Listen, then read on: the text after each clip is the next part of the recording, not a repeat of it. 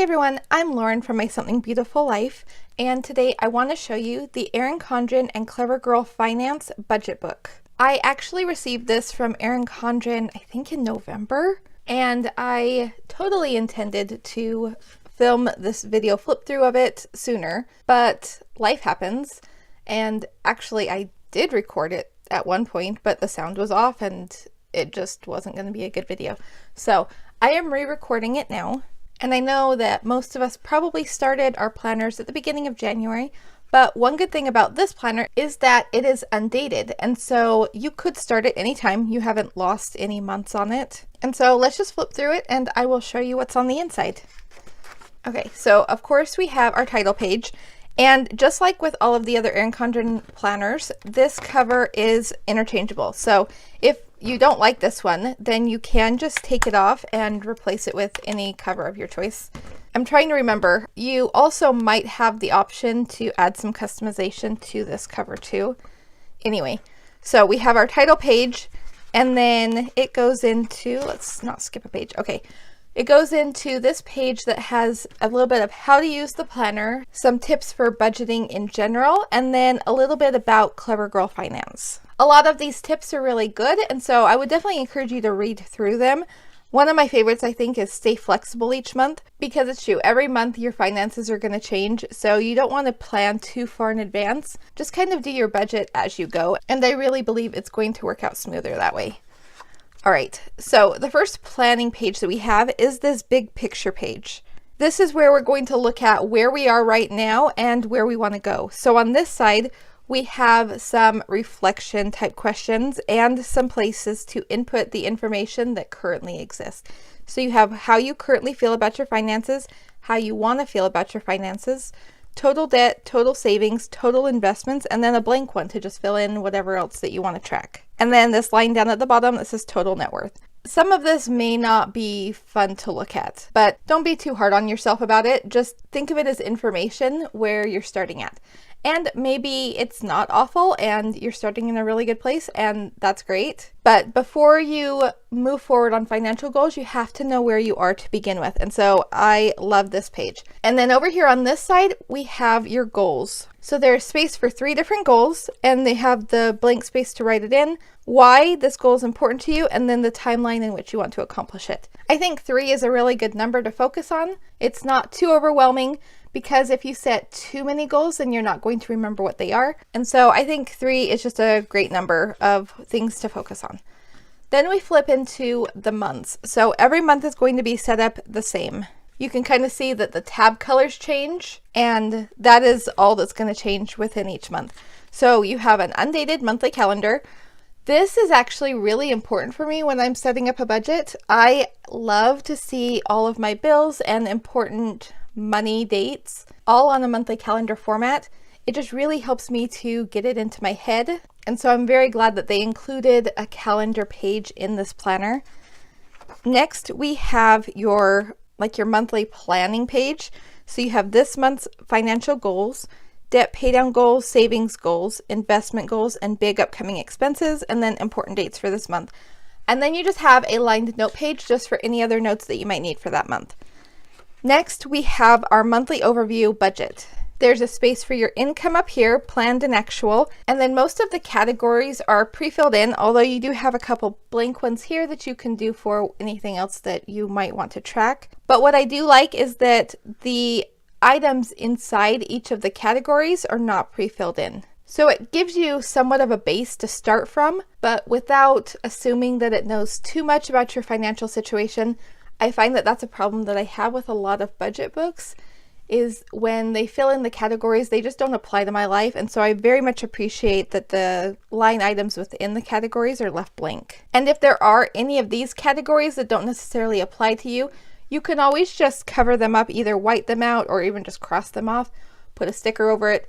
They are so easy to change without having to change everything underneath it as well. One thing that I actually really appreciate about this page also is that within each category, it gives you a space for the total. This is really helpful when you're figuring out what you're spending money on and comparing that to what your priorities for spending money are. If you want your priority to be savings or debt payments, and then you find that you're spending a lot in entertainment, then it kind of gives you an idea of where you can reallocate money to other categories.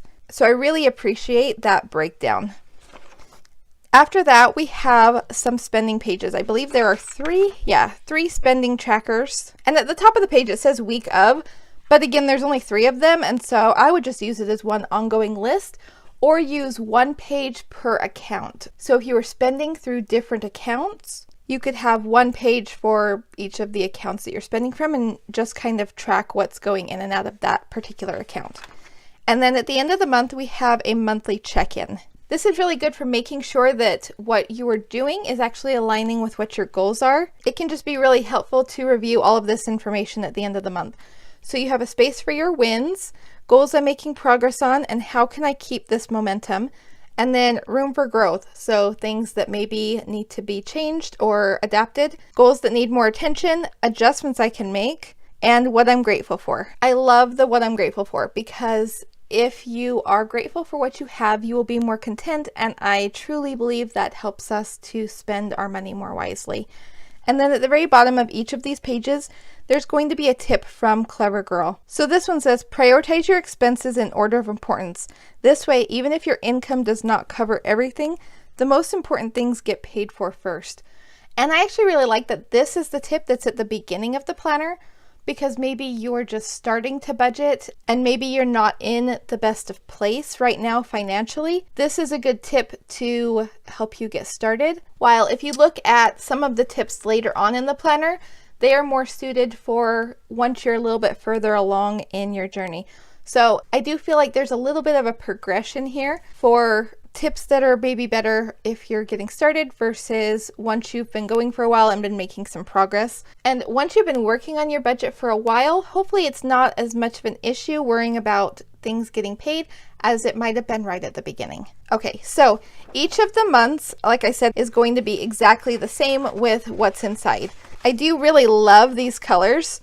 I think they're very pretty. Okay, and then after the last month, so we have the monthly check-in, and then we have a 12-month check-in. So here you can do some reflection on the entire year. So it's how I currently feel about my finances and how I want to feel about my finances. And these actually mirror the questions that it asked in the beginning of the planner. So once you have filled them out at the end of the year, then go back and check what you wrote at the beginning of the year to see maybe if you've made some progress. And then along those same lines, our prompt right here says progress that I've made in the last 12 months. It breaks it down a little bit further on this side. We have savings goal progress and debt pay down progress, and then wins to celebrate.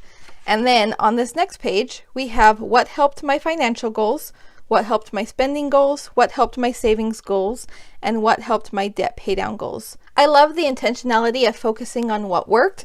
And then right here, you can say what you want to keep focusing on. So once you answer these, then you can come back over here and kind of think about where you want to keep progressing in the future after you finish this particular planner. So we have what I want to keep focusing on and any pivots or adjustments for the next 12 months.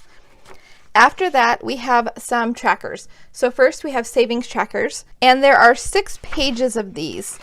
So you can either use a double spread page for each savings goal, or you can break them up. Maybe each page is one goal, or it may just depend on the goal itself. Maybe you need more space or less space. But you do have 6 pages for your savings goals.